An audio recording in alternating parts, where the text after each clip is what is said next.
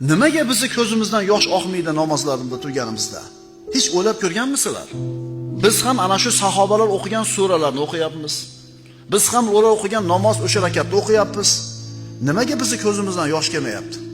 O'ylab ko'rganmisizlar? Hajga borgan, umraga borgan birodarlar ichimizda o'tiribdi. Yurtingizda yurganda yig'lamasdingiz. Namozga turganda boshqa, lekin Ka'bani birinchi marta ko'rganinglarni eslanglar-da. Yig'i kelganmi, yo'qmi? Boshqa dunyoga o'tib qolganmisizlar? Yoningizda kim turibdi ko'rmagansiz. Ho'ngirak otib yig'layapsiz, birov eshitib qolsa hijolat bo'lmaydigan xayol ham qolmagan. Boshqa dunyoga kirib qolganmisizlar? Ana shu qalbning musafoligini bir shingili bo'ladi.